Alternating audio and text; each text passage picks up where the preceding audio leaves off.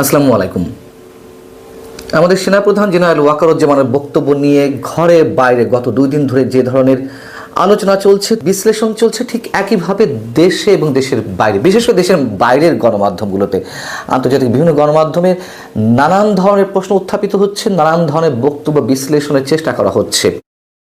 যেমন BBC, Deutsche Welle, ভারতীয় Hindustan Times, the Hindu, NDTV, Khaleej Times, yahoo.com, অনেক গণমাধ্যমে নানান ধরনের বিশ্লেষণ উঠে আসছে এবং এই ধরনের নানান ইস্যুকে কেন্দ্র করে যে প্রশ্নগুলো উত্থাপিত হচ্ছে যে রাজনৈতিক দলগুলো কাদা ছোড়াছুড়ি করছে, এটি বলতে সেনাপ্রধান কি বুঝিয়েছেন, কাদেরকে সতর্ক করলেন তিনি, আওয়ামী লীগ নির্বাচনে অংশগ্রহণ করতে পারছে কিনা সেই বিষয়ে কোনো ইঙ্গিত পাওয়া যাচ্ছে কিনা তার বক্তব্যের মধ্যে দিয়ে, এবং পিলখানা হত্যাকাণ্ড নিয়ে তিনি যেসব কথাবার্তা বললেন তার বার্তাটি কি, স্বাধীনতার সার্বভৌমত্ব বিপন্ন হওয়া বলতে তিনি কি বুঝিয়েছেন, এরকম অসংখ্য প্রশ্ন উত্থাপন করে নানান ধরনের বিশ্লেষণ করার চেষ্টা করা হচ্ছে।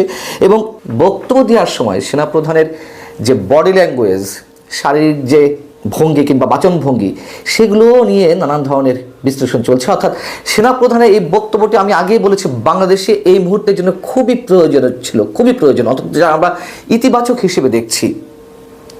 এবং সেই জায়গা থেকে তার বডি ল্যাঙ্গুয়েজগুলো অনেকে বোঝার চেষ্টা করছেন তিনি আসলে কোন দিকে যাচ্ছেন, এমনকি সেনা অভ্যুত্থান ঘটতে যাচ্ছে কিনা। তিনি যদিও মুখে বলেছেন যে ওই ধরনের বা অন্য কোনো ইচ্ছা তার নেই, তারপরেও অনেকে প্রশ্ন তুলছেন যে তিনি কি সেনা অভ্যুত্থানের দিকে যাচ্ছেন।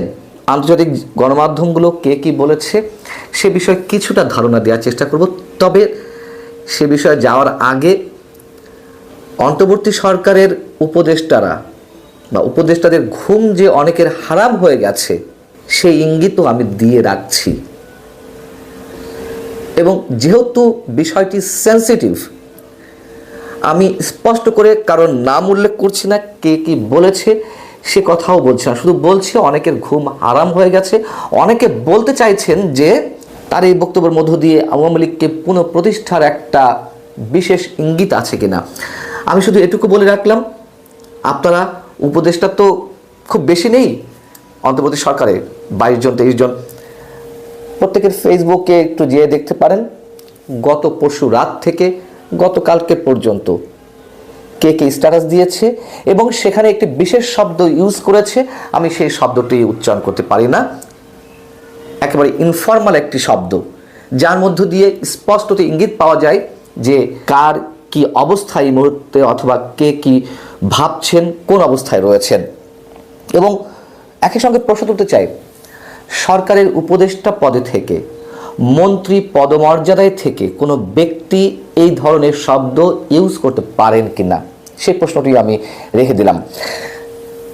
এখন বিবিসি তাদের প্রতিবেদনে বলছে যে 5 আগস্ট শেখ হাসিনার শাসনের পতনের দিনে রাজনৈতিক দলগুলোকে ডেকে সেনাপ্রধান যে বৈঠক করলেন, সেদিন তার যে বডি ল্যাঙ্গুয়েজ সেটি নিয়ে অনেককে ভাবিয়েছে এবং খুব স্বাভাবিকভাবেই সেনাপ্রধানের যে বক্তব্য সেদিন ছিল আর গত 25শে ফেব্রুয়ারি তার যে বক্তব্য, তার বডি ল্যাঙ্গুয়েজের মধ্যে অনেক পার্থক্য আছে। সেদিন তিনি খুব নার্ভাস ছিলেন, খুব স্বাভাবিক, একটা দেশকে একটা ট্রাকের উপরে তুলে নিয়ে আসা, রাইট ট্র্যাকে নিয়ে আসার চেষ্টা, এবং তিনি সেদিন সব ধরনের দায়িত্ব নিয়েছিলেন কি একটা ভঙ্গুর পরিস্থিতিতে। সেদিন তার বডি ল্যাঙ্গুয়েজ খুব একটু অস্বাভাবিক থাকারই কথা, কিন্তু 25শে আগস্টে তার যে বডি ল্যাঙ্গুয়েজ অনেক বেশি কনফিডেন্ট, অনেক বেশি আত্মবিশ্বাসী ছিল, এমনটাই বোঝা যায়। সেটি বিবিসি উল্লেখ করার চেষ্টা করেছেন যে ওদিন তার শারীরিক ভঙ্গি এবং ভাষা অনেক কঠোর এবং শক্ত ছিল। সেনাপ্রধানের বক্তব্য নিয়ে কোন রাজনৈতিক দল কে কি বলছেন, তার বক্তব্যকে কে কীভাবে খণ্ডন করছেন সেগুলো তুলে আনা হয়েছে। মির্জা ফখরুল ইসলাম আলমগীর বিবিসিকে বলছেন যে সেনাপ্রধানের বক্তব্য দেশের সংশ্লিষ্ট সব পক্ষকে ঐক্যবদ্ধভাবে দায়িত্ব পালন করারই আহ্বান, এবং সে কারণেই সেনাপ্রধান সবাইকে সতর্ক করে দিয়েছেন। কেউ কেউ আবার বলছে যে গণ অভ্যুত্থানের পর অনেক ক্ষেত্রে অন্তর্বর্তী সরকার ব্যর্থ হয়েছে, বিশেষ করে আইন শৃঙ্খলা পরিস্থিতির চরম উদ্বেগ শঙ্কা তৈরি করেছে, রাজনৈতিক দলগুলো যে বিভেদে জড়িয়ে পড়েছে সেই মেসেজটি তো স্পষ্টভাবে দিয়েছেন সেনাপ্রধান, সেটা আমরা নিজেরাও দেখেছি।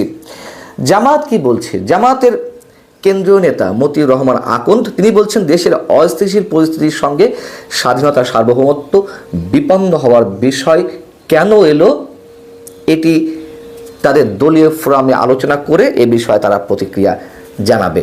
এখন অন্য গণমাধ্যম কি বলছে, ভারতের এমন কোনো গণমাধ্যম নেই যে বাংলাদেশের সেনাপ্রধানের বক্তব্য খুবই গুরুত্ব দিয়ে না ছেপেছে। আমি তো প্রথমেই বলেছি কারা কারা আছে এই তালিকায়। যেমন ইকোনমিক টাইমস বলছে, অন্তর্বর্তী সরকার আইন শৃঙ্খলা বজায় রাখতে ব্যর্থ হলে বৃহত্তর সামরিক ভূমিকার ইঙ্গিত দিয়েছেন। সেনাপ্রধান নাকি এ ধরনের ইঙ্গিত দিয়েছেন, কিন্তু সেনাপ্রধান তো স্পষ্ট বলে দিয়েছেন যে অন্য কোনো ধরনের আকাঙ্ক্ষা বা ইচ্ছা তার নেই। এবং তার যুক্তি হিসেবে আমিও নিজেও বলেছি যে 5 আগস্ট এমন একটি সম্ভাবনা ছিল, খুবই বড় সম্ভাবনা, যেখানে কেউ কোনো প্রশ্ন তুলতে পারতো না, কিন্তু সেই সুযোগটি সেনাপ্রধান নেননি। যাই হোক, ভারতের গণমাধ্যমগুলো এই ধরনের একটি ইঙ্গিত দেওয়ার চেষ্টা করেছেন এবং বলা হচ্ছে যে তিনি অভ্যন্তরীণ বিভাজন এবং ক্রমবর্ধমান সহিংসতা নিয়ে উদ্বেগ প্রকাশ করেছেন। একই ধরনের সংবাদ বাংলা যে পত্রিকাগুলো রয়েছে ভারতে, বিশেষ করে সংবাদ প্রতিদিন, তারাও হেডলাইনে এরকম করেছে যে সেনা অভ্যুত্থানের দিকে কি বাংলাদেশ, এরকম প্রশ্ন রেখে তারা করেছে। এনডিটিভি যে শিরোনামটি করেছে যে দেশে নৈরাজ্য আমাদের নিজেদের সৃষ্টি, কোট করা হয়েছে সেনাপ্রধানের বক্তব্য থেকে। খালিজ টাইমস আবুধাবির প্রখ্যাত একটি গণমাধ্যম, তারা কি বলছে, তারাও খানিকটা ওই ধরনের ইঙ্গিত দিয়েছে যে বাংলাদেশের সামরিক অভ্যুত্থানের দীর্ঘ ইতিহাস রয়েছে। 5 আগস্ট শেখ হাসিনা হেলিকপ্টারে ভারতে পালিয়ে যাওয়ার পর মিস্টার জামানি দায়িত্ব গ্রহণ করলেও তিনি জনগণকে নোবেল পুরস্কার বিজয়ী ক্ষুদ্র ঋণের অগ্রদূত মোহাম্মদ ইউনুসকে সমর্থন করার আহ্বান জানিয়েছেন। যাই হোক, পাকিস্তানের ডন তারাও এই ধরনের ন্যারেটিভ তুলে ধরেছে। এখন বিষয় হচ্ছে যে আমি আগেই বলেছি আমার একটি কন্টেন্টে, সেনাপ্রধানের এই বক্তব্যকে যে যার মতো করে ধরছেন, সরকারের সমর্থক বা সরকারে যারা রয়েছেন সংশ্লিষ্ট দায়িত্বশীল, অনেকে সেনাপ্রধানের বক্তব্যটি নেগেটিভভাবে নিচ্ছেন, আবার একইভাবে নেগেটিভভাবে নিচ্ছেন আওয়ামী লীগের যারা রয়েছেন, আওয়ামী লীগের সমর্থক, তারা বলছে যে সব কিছুর জন্য দায়ী সেনাপ্রধান। কেন এই সব যে মব চলছে, অরাজকতা, অস্থিতিশীলতা চলছে, সেনাবাহিনী তার যে ভূমিকাটা নেওয়া উচিত সেটি এতদিনে না নিয়েও কেন হঠাৎ করে তিনি এই ধরনের মন্তব্য করলেন?